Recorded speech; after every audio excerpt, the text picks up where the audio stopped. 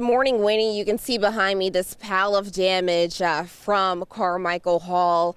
So basically about 30 students were displaced here. Good morning. You did mention the winds, Mariel. Winds are starting to pick up out here. We also do see some cars still trying to drive through here. This is on South Kerr Road. If you're on I-40, you can take the Kerr exit. 630, take a downtown exit, get on either the Markham Street Bridge or the Broadway Bridge to get over to the other side, because right now this traffic is not moving at all. And in order for them to actually do the pollen count, they have to climb up this ladder and head to the roof. Good morning. I'm here with Gary, and I have a snake and an alligator. She's terrified, but we got this. 3, 2, 1. Oh, there we go. Hey, and that's it, guys. We're gonna send things back inside to you. You're gonna come see us. Get here early, because I promise you, it's gonna be good. I know what he's doing. This is a much efficient way to move around than me on my surgical boot. But hey, we're talking about auctioning off horses here at Saline County Fairgrounds. We'll tell you how you can get in on this. I can tell you it feels like 1,000 degrees outdoors. It is hot. We've seen plenty of people come by. We've even had like a little army truck passing by, dropping off some kids from the Presidential Library. No, it's muggy out here, so we're gonna have to wipe our camera several times. There you go, like what Chris is doing. So if you see us doing that, don't be alarmed. We're ready. We're gonna race off real quick, and we're gonna send things back inside to you guys in just a bit. I'm probably gonna win, more than likely. I'm saying I can. Okay, I think it's on, right?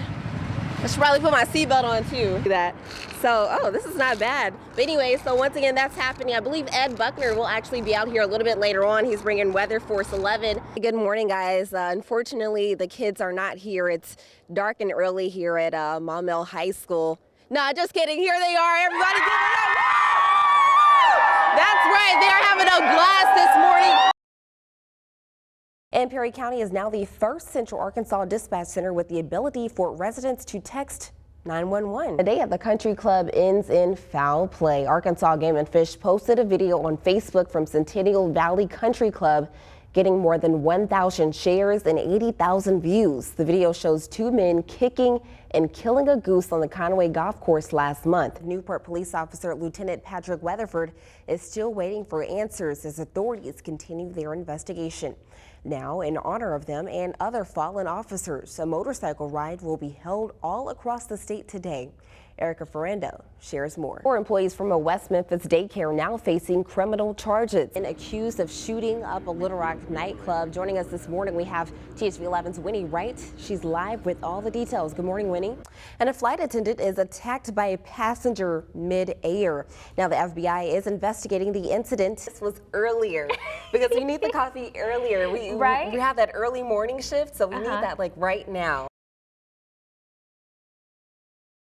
Knowing what you're allergic to is very important. And so is finding someone to read the pollen counts. You can't just find someone and have them do this 2 weeks later. It's a long process of becoming certified to do this. This is Dr. Carl Seitz, a physician at the Little Rock Allergy and Asthma Clinic.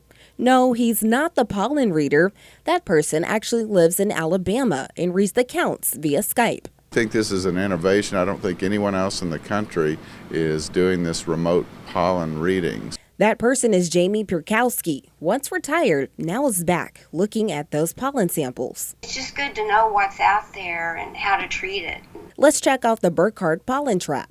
And in order for them to actually do the pollen count, they have to climb up this ladder and head to the roof. Basically, it's a vacuum cleaner that sucks air in at a constant rate. That happens through a slit. There's a grease slide that's on a clock that moves the grease slide from the bottom to the top, collecting the pollen in the air. That slide is taken back to the lab and put under the telescope for Jamie to read. And that's how we get our daily pollen count. The base things, maybe 2 days. This is Diane Blevins. And then the detail, it's going to take me till June to get it finished. She's 63 and just started painting 3 years ago. Wasn't doing this at all. Didn't even know I could. Couldn't draw stick figures. And now her art will be on display on a storm drain. Let's go back 3 years ago. Her daughter's dog was run over and she became depressed. And I thought, what can I do to help her? So I went and got some art supplies and 2 easels and started doing it with her. And now, I'll come back in with some white. she's painting a message on a storm drain at the Promenade Shopping Center for Central Arkansas's Drain Smart program. The point I wanted to make is everything that flows out of Little Rock flows into your favorite fishing spot. Into Fouche Creek, she even has a canvas of the finished product for people to see and ask questions. Had a gentleman just a while ago, and he said, well, good for you. Mixing together her love for the land and her newfound love for painting. I'm big on pollution and taking care of our environment anyway, and recycling and things like that. I thought that'd be perfect. She hopes her mural message I'm going to do the sky up there, and I'm going to do it a light blue. will paint the need for a permanent change to save the environment. I just do what I do. Hope it's good enough, and I think it will be. Meet Kevin Doe. Who is he? I am the best manager at Hall. He's a little camera shy. He's a Hall High School senior, playing on the football team, manager of the basketball team, and now managing the track team. There's a lot on Kevin's plate, but there's something about him. I get this big "Good morning, Coach Coleman" every morning. It just brightens my mood. That's Hall High men's basketball coach John Coleman. We've had Bobby Porters, we've had Tyler Scave, Anthony A.J. Walton. Well, I consider Kevin a Hall High great.